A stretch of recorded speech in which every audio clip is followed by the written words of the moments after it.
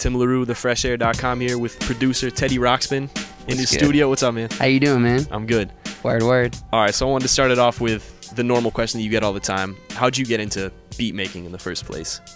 Beat making, let's see. So in freshman year of high school, they had this class called like electronic music. It was, using GarageBand, like the basics of GarageBand, and just kind of to start out with like the basics of loops and stuff. And I took that class and I loved it so much. And then I moved to Maine almost at the end of the year.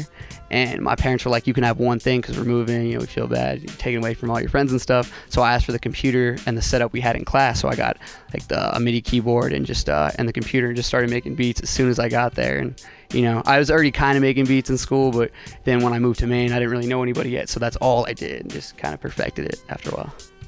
What was the moment that you were like, all right, this is not something I just want to do for fun, I want to take this kind of seriously? I have this one weird memory. I don't know why it was this, but of like my family fighting, like my little brother like fighting with my parents or something. I was just kind of like, man, I gotta get out of my house. Yeah. Like I just gotta make something. I don't know. Just kind of, it was just this weird moment. What do you call epiphany? I guess. Yeah. And I was like, man, I remember I was really cool with this kid, Trent Busby, who was like my homie there. And he was like, always helping me out with hip hop, and just kind of like, we were just mad hip hop heads together. And so like I called him up and I was like, cause he knew a lot about production stuff. So I was like, yo, what do I need to get serious? What's the next step I can take? So I guess a little after starting it, probably like a year into it, I was like, I really want to do this. Talk a little bit about like the creative process. Like you got hundreds of records here. So like when you sit down to start making a beat, like what's the first thing, like how do you go about doing it?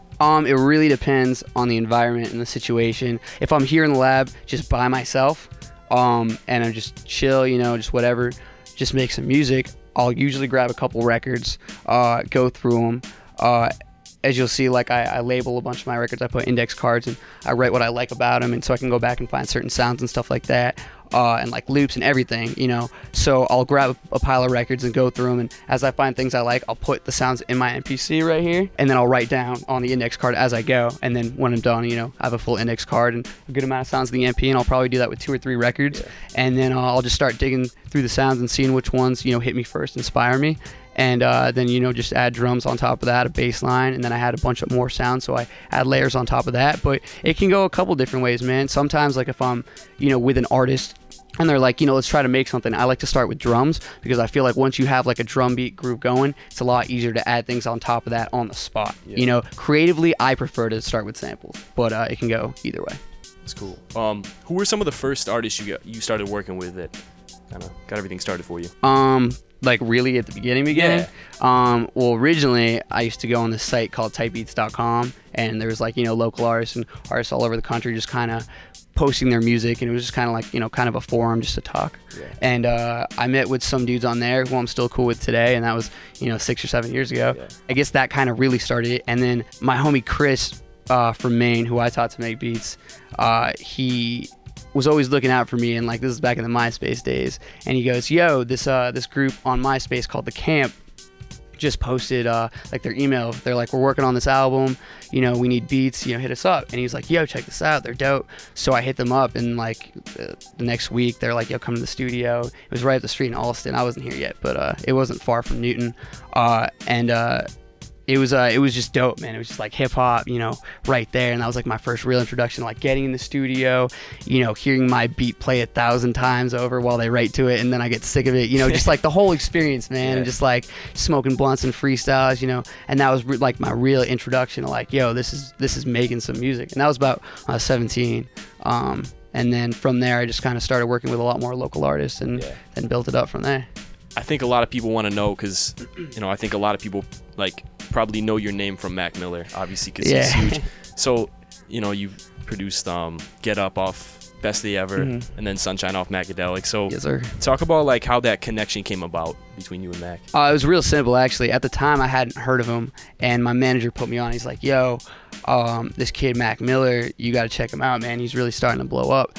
And I checked out Kool-Aid and Frozen Pizza at first, and this was like Kids had dropped in August, and this was September, so it was like right after he really started buzzing off of Kids, and I was like, damn, man, like this dude is definitely about to blow. So I sent him, we just started sending him some beats. I was hopping on the phone with his manager, you know, we're just starting to get it popping, and he just loved it, loved my stuff right from the beginning, so it was just there's a lot of chemistry, it just happened kind of easy, naturally like that.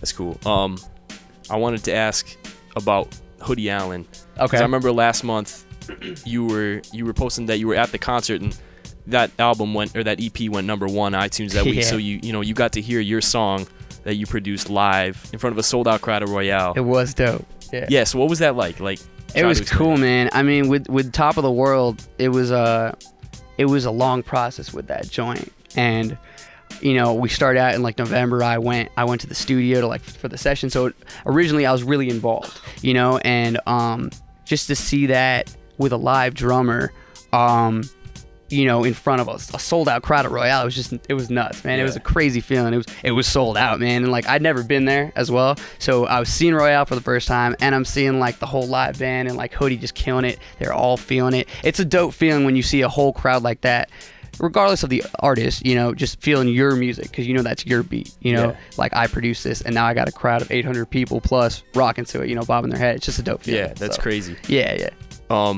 You were talking earlier about how you quit your job back in the fall, and like, this is obviously what you're doing now. Yeah, man. Technically, I'm still seasonal at my job. Yeah. But yeah, I mean, I don't know if I plan on going back yet. We'll see. But right now, I'm in a good place musically, and I've been living off music since September. Yeah, so it's been going pretty good. It's a rocky road. You know, it's not like a job where you have a promised amount of money every month and you can calculate, oh, I can pay rent like this. You know what I mean? It's a struggle, man. You got to grind your ass off. But I love it. I love that kind of style of living, I guess, rather than working a 9 to 5 every day. Yeah. Just to kind of start to wrap things up, what do you got planned for the future? Anything you want to talk about? Yeah, a lot in the future, man. Definitely, you know, just trying to get as many placements as I can. You know, you'll definitely see more placements with artists that I've been previously working with that are some big names in like the past year or two.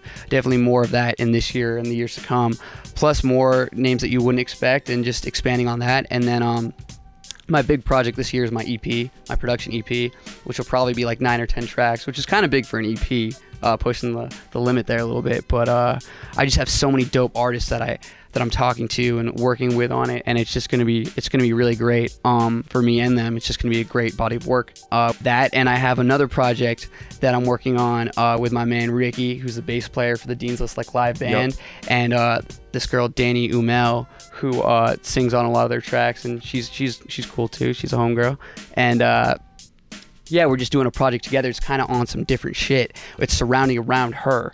And so like, she's going to sing on every track, and then we'll get some rap features and, you know, some other singer features, and just kind of be really creative on some, just, you know, there's no rules of music, so just kind of make some cool shit, you know, just some different stuff. So, you know, we'll definitely get a lot of people involved in that. It'll just be really cool, man. A lot of live instrumentation and stuff. That's dope. Yeah. You want to tell people where they can find you? Twitter, Facebook? Yeah, for sure, man. Teddy Roxpin. You can find me on Facebook /Teddy RoxpinBeats. Twitter, Teddy_Roxpin. You know, just search Google, man, Teddy Roxpin. You'll see my like SoundCloud and Reverb Nation and all that. For beats, hit up RoxpinBeats@gmail.com. And yeah, that's where to find me, bro. This has been Tim Larew with thefreshair.com. Decriminals on the cameras. Teddy Roxpin. Yes, sir. We're out. All right. Peace.